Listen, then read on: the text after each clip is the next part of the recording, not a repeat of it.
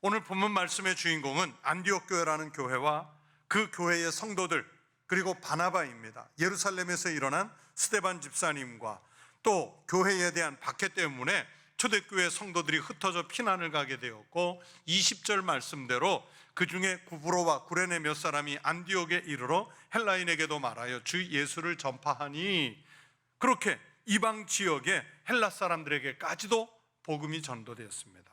그러면서 그 이방 지역에서 안디옥 교회가 시작돼요. 안디옥 교회의 성도들이 얼마나 철저한 신앙의 삶을 살았는지, 여러분, 교회 안에서 그런 것이 아니라 교회 밖의 사람들이 기독교인들을 최초로 그리스도인이라고 불러주게 되었습니다. 그 이후로 교회에 다니는 사람들을 그리스도인이라고 부릅니다. 우리의 신앙적 정체성을 만들어준 전환점이 되는 역사가 바로 오늘 본문에서 시작이 되었습니다. 인간은 가끔 자기가 누구인지, 어떤 사람인지에 대해서 묻습니다. 저는 그것이 나쁘다고 생각하지 않아요. 자기 스스로 정체성에 대해서 묻고 답하고 하면서 사는 것이, 왜 사는지, 사는 목적을 정리하게 되고 인생의 의미를 생각하게 되고, 또 자신의 삶을 제 자리로 돌려놓으려는 그런 의도를 갖는 경건한 마음 때문입니다. 오늘날 많은 사람들이 왜 사는지 모르고 자신이 존재하는 의미에 대해서 생각하지 않기 때문에 정체성이 혼미해지고 삶이 방황을 합니다. 자기가 누구인지, 그 자신이 갖고 있어야 할 정체성을 놓치게 되면 인간의 가치를 잃어버려서 비인간화하게 됩니다. 그래서 기회가 닿는 대로 늘 자신의 정체성에 대해서 물어야 합니다. 그리고 또 묻고 답을 해야 합니다. 그것은 신앙생활을 하면서도 마찬가지예요. 내가 그리스도인이라고 밝히려면 그 이름에 대한 정체성을 묻고 답해야 합니다. 나는 정녕 그리스도인인가? 하나님 앞에서 나는 누구인가? 아마도 많은 사람들이 그리스도인이라는 이름을 가졌지만 하나님 앞에선 그렇다고 대답하지 못하는 사람이 많을 겁니다. 그러면 그리스도인은 누구인가? 나는 과연 그리스도인인가? 우리는 그리스도인이라는 것에 대한 정체성을 분명하게 해야 합니다. 기독교 윤리학자이면서 히틀러에게 저항하다 순교하신 독일 교회의 지도자였던 보네포 목사님은 신도의 공동생활이라는 책에서 우리 그리스도인들의 정체성에 대해서 이렇게 말씀했습니다. 그리스도인의 생의 원천은 자신에게 있지 않습니다.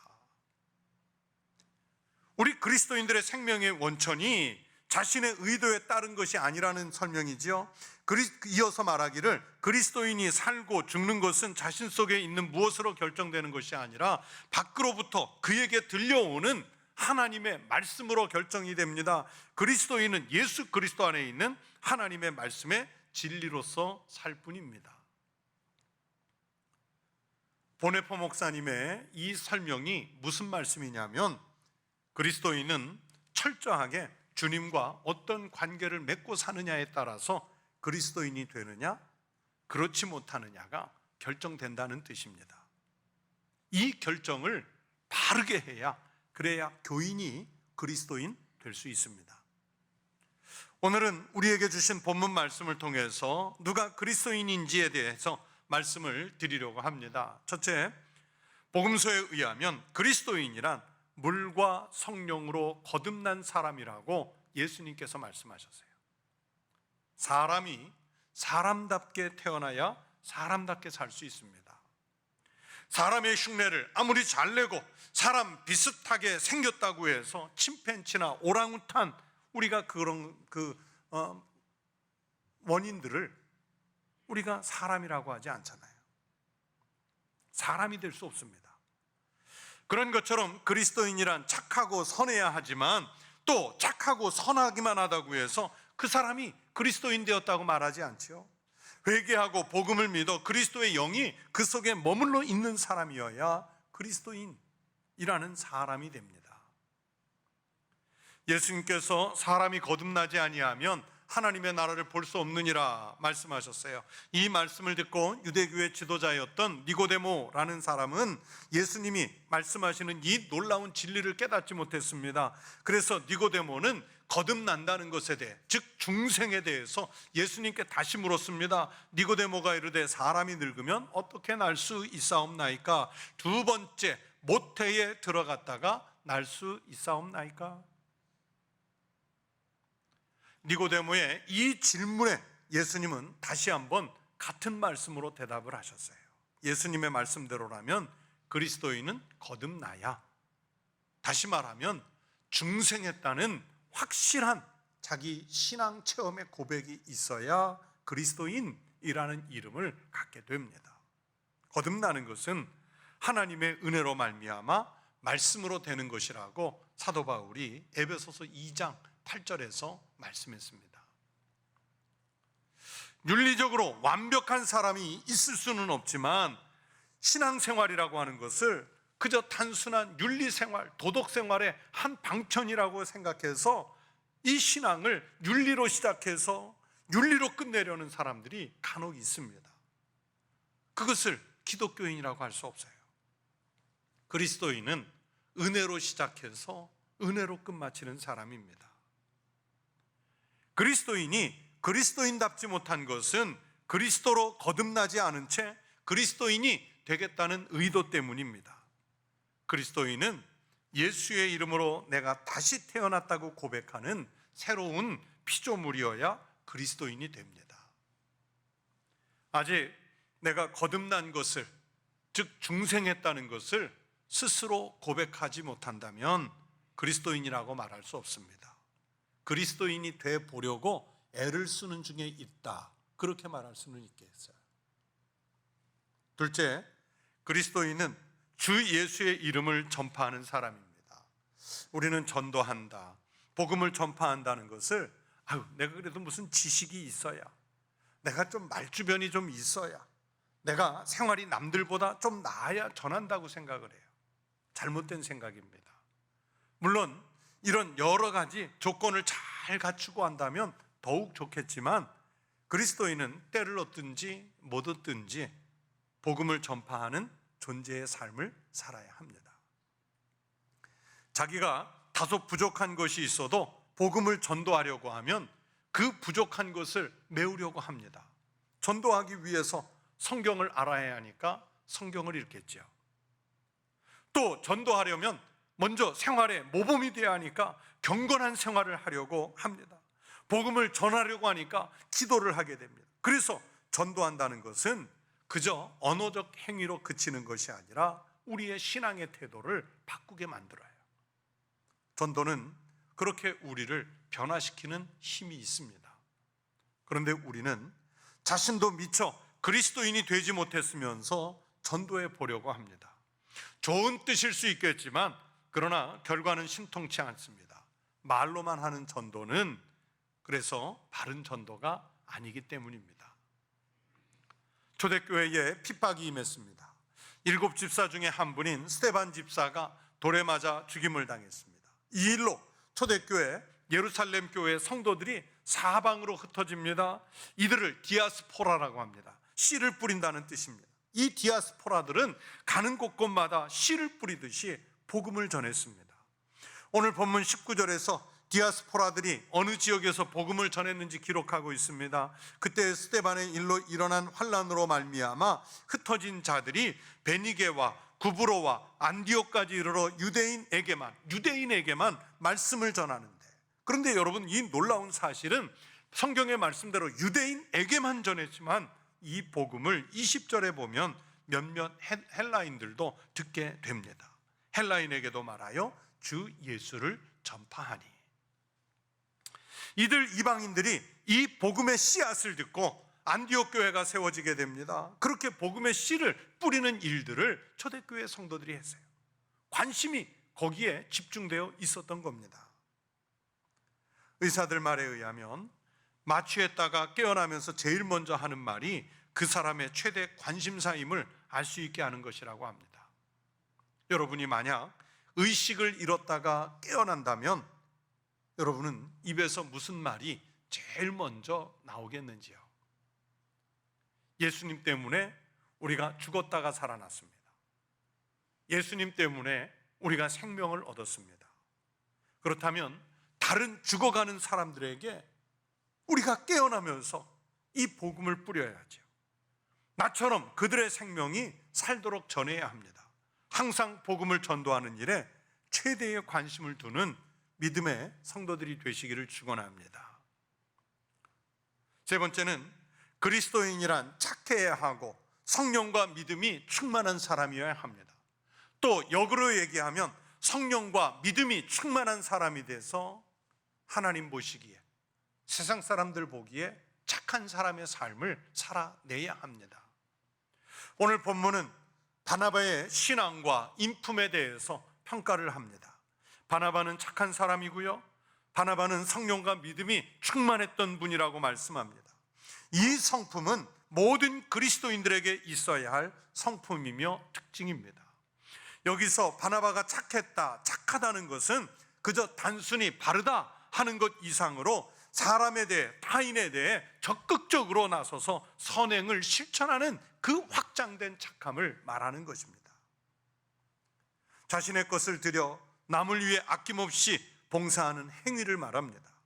그리스도인은 주님을 닮은 삶을 사는 사람입니다. 희생과 봉사라는 것을 무거운 짐으로 여겨서 피하거나 무관심해하지 않고 오히려 자기를 들여, 자기의 물질을 들여 남을 이롭게 하고 이타적인 삶을 실천하는 사람, 강도 만난 사람을 기꺼이 도왔던 선한 사마리아 사람처럼 남을 위해 자신의 것을 희생할 수 있는 사람을 그리스도인이라고 말합니다. 이렇게 살아내기 위해서는 그 내면의 상태가, 그래서 성령님이 충만해야 하고 믿음이 충만해져야 합니다. 우리 그리스도인이 성령의 은혜로 충만하지 않고는 주님이 기대하시는 바로 그런 착한 삶을 잘 감당하지 못합니다. 성령님은 그리스도의 영입니다. 그래서 그리스도의 영을 품지 않고서는 그리스도의 사람, 즉 그리스도인이 될 수 없습니다. 성령 충만이라고 말하면 보통은 이상한 또는 신비적인 혹은 엑스타시라고 그러죠. 어떤 그런 감정적인 흥분의 상태를 만들어내는 것, 그런 것들을 성령 충만이라고 말할 때가 있어요. 성령으로 충만하다는 것은 어떤 형편에 있든지 그리스도인으로서 그리스도인다운 삶을 살아내게 하는 능력을 갖는 것을 말하는 것입니다. 그런데 우리는 아주 지나치게 단편적으로 이해해서, 아니면 성령의 충만을 왜곡해서 방언을 하고 은사를 행하고 기도할 때 손을 높이 들어 큰 소리로 부르짖으면 저 사람 성령이 충만한가 보다, 그렇게 오해를 해요. 조용히 기도하면, 말씀을 펼쳐놓고 그 말씀을 붙잡고 조용히 씨름하고 있으면, 내면의 세계가 씨름하고 있으면, 여러분 그 사람은 성령이 없는 사람입니까?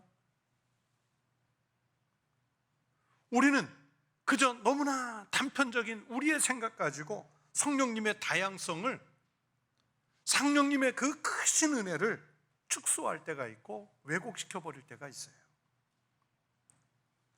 초대교회에서 그리스도인이라는 이름은 그리스도의 영, 성령으로 충만한 사람들을 불러주는 아름다운 이름이었습니다. 교회에 교적을 두고 다니기 때문에 그리스도인이 아니라 성령이 충만하고 믿음이 충만하고, 그래서 성령과 믿음의 충만함 때문에 착한 일을 이루면서 살아갈 때 우리가 당당하게 그리스도인이라는 이름을 사용할 수 있습니다. 그리스도인은 바나바처럼, 그리고 안디옥 교회의 성도들처럼 언제나 믿음과 성령이 충만해야 하고 그 충만한 은혜로 착한 성품을 발휘하면서 살아야 합니다. 그런데 우리가 정말 그리스도인이라는 이름에 부끄러움 없이 살고 있습니까? 교적은 있지만 오히려 세상 사람들보다 더 사악하게 살아갈 때가 있지 않습니까?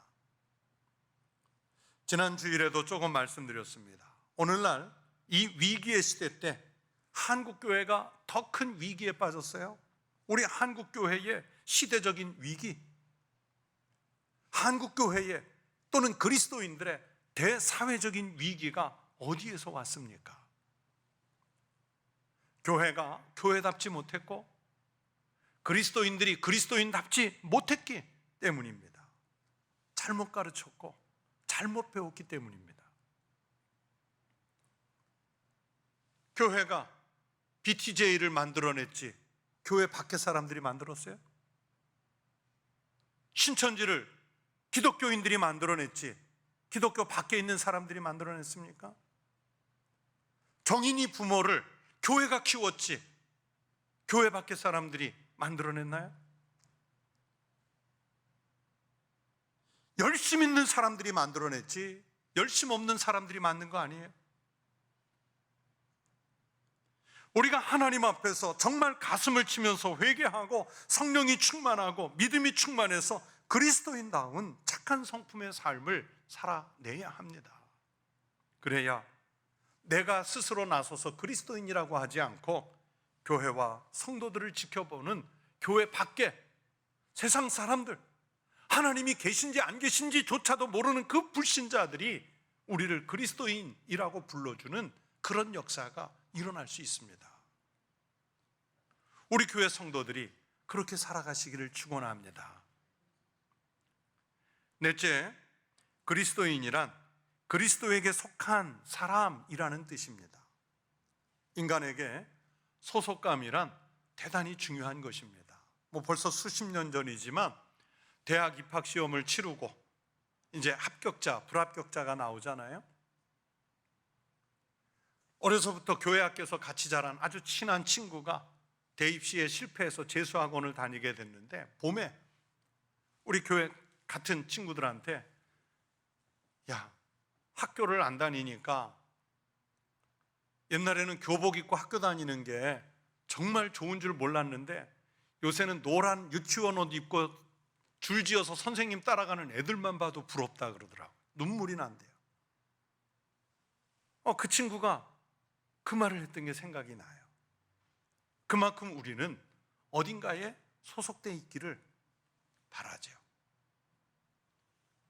미하이 칙센트미하이라는 유명한 심리학자가 있는데 우리나라에서도 베스트셀러가 됐던 몰입의 즐거움이라는 책에서 이런 얘기를 해요.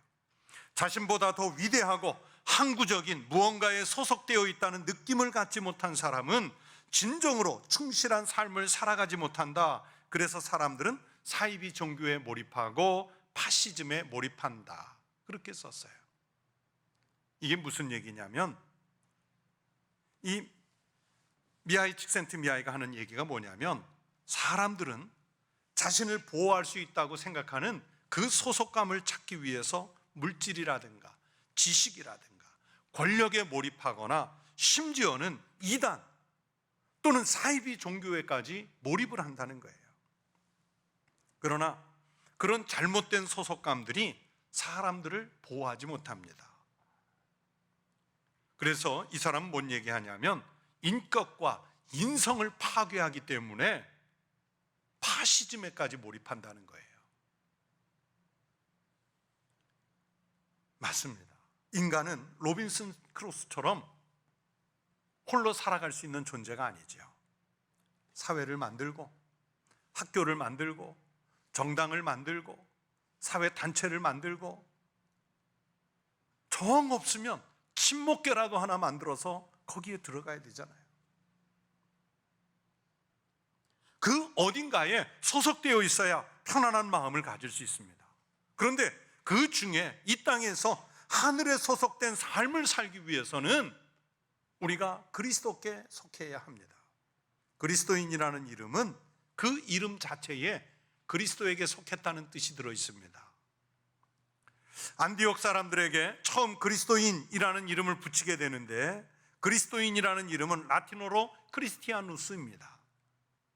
여러분 라틴어 이름, 즉 로마 사람들의 이름 속에 보면 누스, NUS가 많이 붙어 있지요. 율리아누스, 콘스탄티누스 그런 이름들이 붙어 있는데 이것은 어디에 속했다, 어느 가문에 속했다 그런 뜻이에요. 예를 들어서 율리아누스 그러면 저 사람은 율리아누스의 가문에 속한 사람이다라는 뜻입니다. 일종의 성이지요. 크리스티아누스라는 말은 그러면 어디에 속했다는 뜻이겠어요? 그리스도에게 속했다. 내가 그리스도의 가문에 속했다는 뜻이에요. 이 말이 영어로 전환되면서 크리스찬이 되고 한자로 기독교인이 되고 우리가 쓰는 그리스도인이라는 이름이 됐습니다. 오늘 본문 21절에 보시면 주의 손이 그들과 함께 하심에 수많은 사람들이 믿고 주께 돌아오더라 라고 말씀합니다. 이 말씀은요, 하나님을 떠났던 사람들이 회개하고 예수께 돌아와 이제는 크리스티아누스, 즉 예수님께 속한 사람이 되었다는 뜻입니다.